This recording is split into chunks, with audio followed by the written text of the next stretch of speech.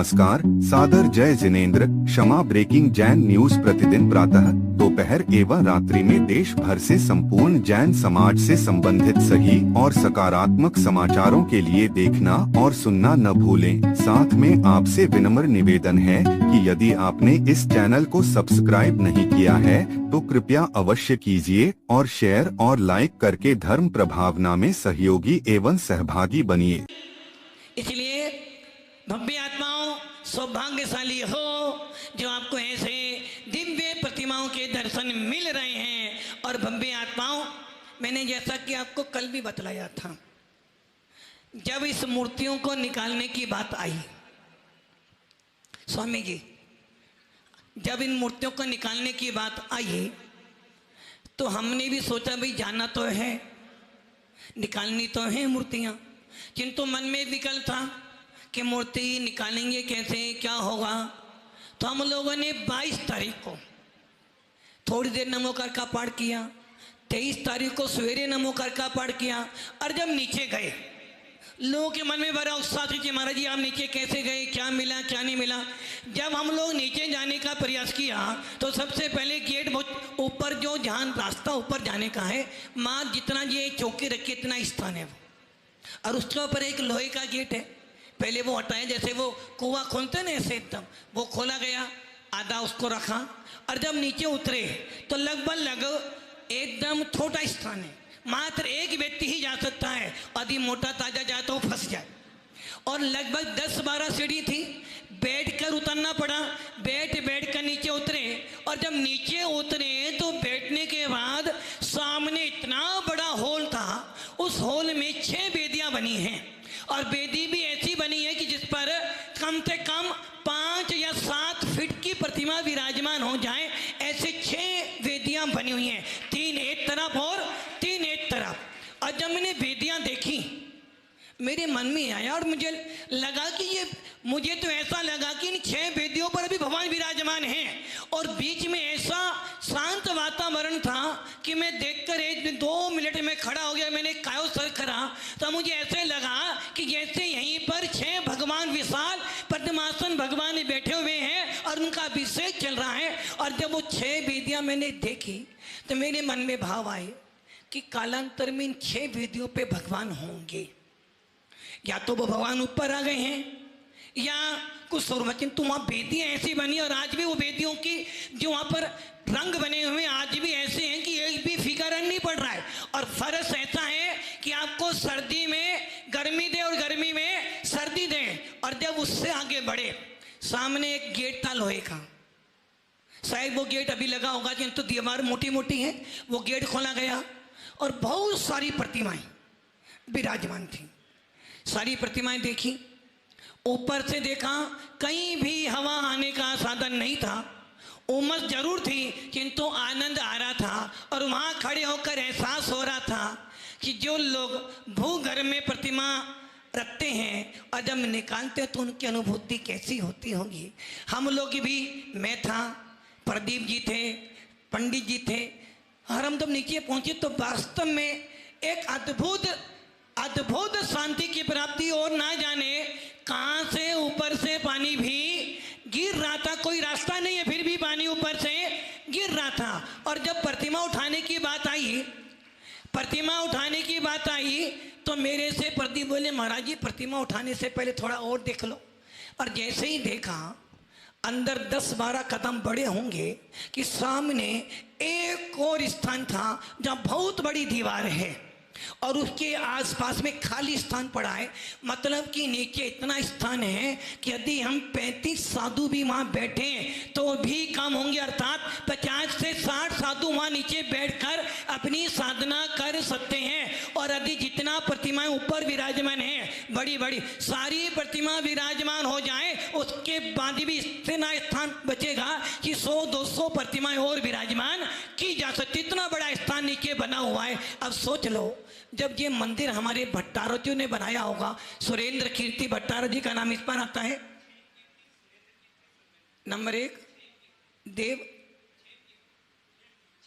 क्षेम कीर्ति जी का आता है, सुरेंद्र कीर्ति जी का नाम आता है, सुरवेंद्र कीर्ति जी का नाम, 3 भट्टारों के नाम उस पे मूर्ति पे लिखे हैं। जो आदिनाथ की प्रतिमा है बड़ी वाली, उस पे तीनों के नाम लिखे हैं। मतलब कि 3 भट्टारों को के सानिध्य में, उनकी देख रेख में ये पूरा मंदिर बना होगा। और जब हम लोगों ने प्रतिमा उठाई तो एक प्रतिमा जो संभवनाथ भगवान की प्रतिमा है, जो काले पाषाण की बड़ी प्रतिमा है, वो प्रतिमा तो इतनी भारी थी, उठ नहीं रही थी। किंतु जैसे ही भगवान शांतिनाथ का जयकारा बोला, वो प्रतिमा उठा तो ली, और जब सीढ़ी पर आए तो बैठ क्योंकि खड़े होने की तो स्थान ही नहीं था, यदि खड़े हो तो सर फूटेगा। बैठ के वो तीनों मूर्तियां बड़ी वाली मूर्ति में पंडित जी और प्रदीप जी ढोलक लेकर आए ऊपर दे। और उसके बाद सारी प्रतिमा विराजमान करने के बाद एक चिंतामणि पार्श्वनाथ की प्रतिमा और है, जिसे मैं लेकर आया था। और एक प्रतिमा तो सबसे ऊपर रखी है, संभवनाथ भगवान।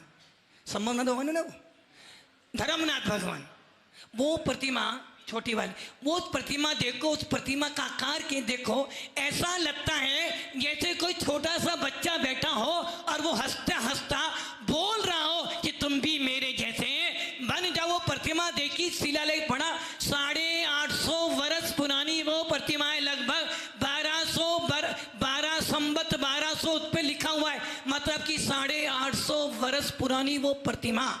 और जब ऊपर आ रहे थे तो वहां प्रतिमाएं सारी गीली थी प्रतिमाएं, जबकि कोई अभिषेक का साधन नहीं है, फिर भी वहां पर ना जाने कहां से पानी गिर रहा था। तो ये सारा अतिशय उन रक्षक देवी देवताओं का है जिन्हें हम जिन शासन का आयतन कहते हैं। और भव्य आत्माओं, गुफा के अंदर वो घर में जो प्रतिमा रखी थी, वो सारी प्रतिमाओं की रक्षा वो देवी देवता कर रहे थे, उनकी पूजा भक्ति कर रहे थे। और जब मैं पारी प्रतिमा लेकर ऊपर आ रहे थे, वास्तव में उस भूघर में जब गए, ऐसी अद्भुत शांति मिली और हमारे को लगा कि वास्तव में हमारे पूर्वजों ने कितनी मेहनत करके ये मंदिर बनाया है। इसलिए भट्टारक परंपरा इसलिए बनाई जाती है ताकि मंदिरों की देवता गुरु की सुरक्षा हो सके। इसलिए मैं तो फिर भी कहूँगा, और मैंने एक बार चारू कीर्ति को मैंने समाचार भेजा था कि दक्षिण भारत में तो भट्टारक परंपरा है, किंतु उत्तर भारत में भट्टारक परंपरा पहले थी, किंतु आज लुप्त हो गई है प्राय। और जबकि हमारे जयपुर में भी बहुत सारी गद्दियां हैं, जैसे कि जिस ठोलियान मंदिर में अपन ने मूर्ति निकाली, वहां भी गद्दी है। क्योंकि जब छेम का भट्टारक की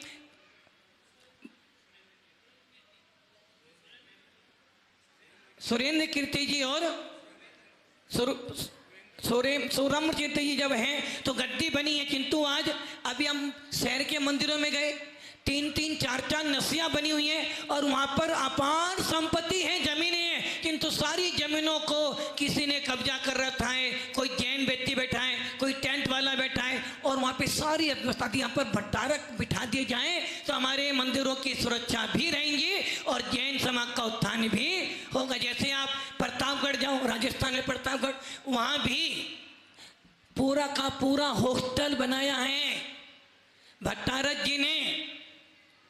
लोहारिया के भट्टारक जी, क्या नाम था उनका, यश कीर्ति, जिन्होंने केसरिया जी में भी हॉस्टल बनाया, प्रतापगढ़ में हॉस्टल बनाया, और हमारे लोहारिया के थे। किंतु आज हमने सारी गद्दियों और साग बाड़ा 3 गद्दियां हैं, 3। आचार्य शुभ चंद्र भगवंत की गद्दी वहां पर है, आचार्य सकल कीर्ति महाराज की गद्दी है, और रामसेन भट्टारक की गद्दी वहां पर है। और वहीं पर ज्ञानार्णव लिखा गया, श्रीपाल चरित्र वहीं लिखा गया। ऐसे विशाल और प्रतिमाएं इतनी विशाल, गुफा छोटी सी है, प्रतिमाएं बड़ी बड़ी हैं। तो भव्य आत्माओं, ऐसे ठोलियान मंदिर में जब वो प्रतिमा निकाल के लाए तो भव्य आत्माओं वास्तव में आनंद की अनुभूति हुई। और जब वो प्रतिमा, धर्मनाथ की प्रतिमा देखते हो ना, अपने आप लगता है कि वास्तव में कोई प्रतिमा है, कोई जिन भीम है जिनका अभिषेक कर कर हम अपना सौभाग्य जगा रहे हैं। भव्य आत्माओं, कल बीत गया है, मात्र कितने दिन बचे हैं? आज का आधा दिन निकल गया, 2 दिन बचे हैं। 27 तारीख को भगवान वापिस विराजमान हो जाएंगे। फिर क्या होगा? देखो, हम तो रह गए। इसलिए अभी भी सवेरे का भूला शाम को आ जाए तो उसे भूला नहीं कहते हैं। इसलिए भव्य आत्माओं, और कल और परसों का जो अभिषेक होगा ना, कल का अभिषेक तो होना ही होना है, और कल व्यवस्था थोड़ी चेंज कर दी है। कल से दर्शनार्थी जो होंगे, जिन्हें मात्र दर्शन करने हैं, वो सारे यहाँ रहेंगे, क्योंकि यहाँ पे पूरा स्टील लगी, यहाँ देखेंगे। और अभिषेक करने वाले सारे अंदर होंगे और वो सब के सब अभिषेक करेंगे, बाकी सब लोग यहाँ से देखेंगे। कल एंट्री उन्हीं को मिलेगी जो धोती दुपट्टा पहनकर आएंगे, और जो कलश करेंगे उन्हीं को एंट्री मिलेंगी। बाकी सब लोग यहीं बैठे बैठे भगवान का अभिषेक देखेंगे। और आज शाम को भक्तांबर महामंडल विधान दीप अर्चना के द्वारा उन प्रतिमाओं के सामने होगा जिन प्रतिमाओं का अभिषेक अभी तक देवी देवता करते थे। उनके सामने 1008 भगवान भक्तांबर विधान की अर्चना की जाएगी, और मात्र 1100 भाग्यशाली जोड़े नाम आ चुके हैं। बस उसमें से एक कौन पुण्यशाली होगा जो बड़े मांडले पर, और विधि कौन सी जी पता, कर्नाटक की विधि से वो भक्तांबर का पाठ किया जाएगा। और इसमें कोई संगीत वाला नहीं होगा, संगीत सिर्फ बजाने वाले होंगे, और भक्तांबर को गाने वाले सारे त्यागी व्रती महाव्रती होंगे।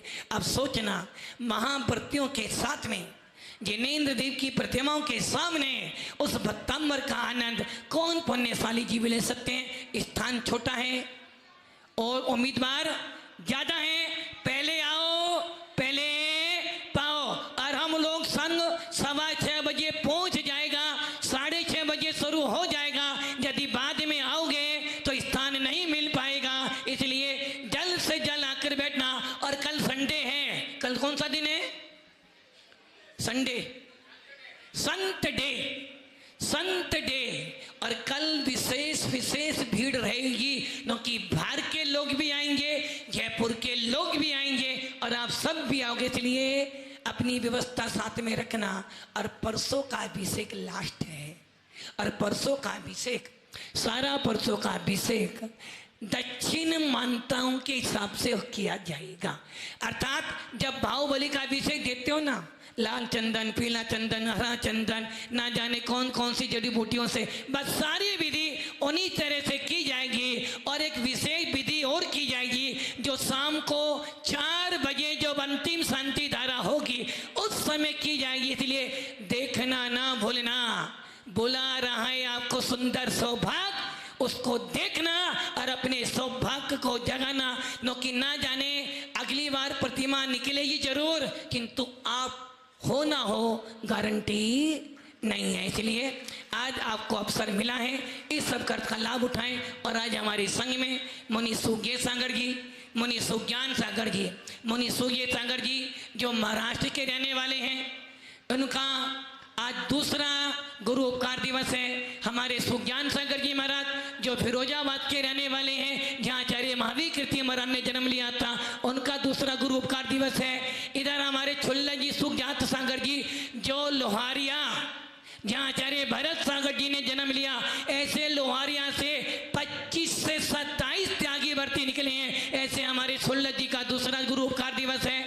सुगप्ती मती माता जी जहाँ आचार्य विमल सागर जी महाराज का पहला चतुर्मास, और आचार्य गुरुदेव सनमती सागर का पहला चतुर्मास हुआ है, उस गांव से हैं सुगप्ती मती माता जी, उनका भी दीक्षा दिवस है आज। और सुज्ञाता मती माता जी जिनका भी आज दूसरा दीक्षा दिवस है। और सुज्ञानी मती माता जो भीलवाड़ा से, उनका भी दूसरा दीक्षा दिवस है। उन सबों को महाराज जी के लिए नमस्ते, माता जी लोग के आशीर्वाद, आपका संयम, आपकी साधना बढ़े और अच्छी तरह साधना करें। और साधना करते करते करते बाहुबली का अभिषेक भी देखें, और बाहुबली का अभिषेक देखने के बाद बाहुबली जैसी साधना करें। और जब आयु पूरा होने वाला हो, निर्विकल्प समाधि मरण कर कर निर्वाण की प्राप्ति करने के लिए अपना मोक्ष मार्ग प्रशस्त करें।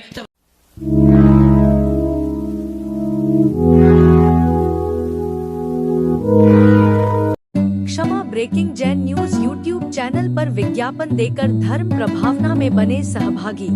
विज्ञापन देने हेतु संपर्क कीजिए मोबाइल नंबर 9026900740 एवं समाचार एवं वीडियो भेजने हेतु व्हाट्सएप नंबर 9335236222। क्षमा breaking Jain news YouTube channel देखने के लिए आपको बहुत बहुत धन्यवाद। सादर प्रणाम, सादर जय जिनेंद्र।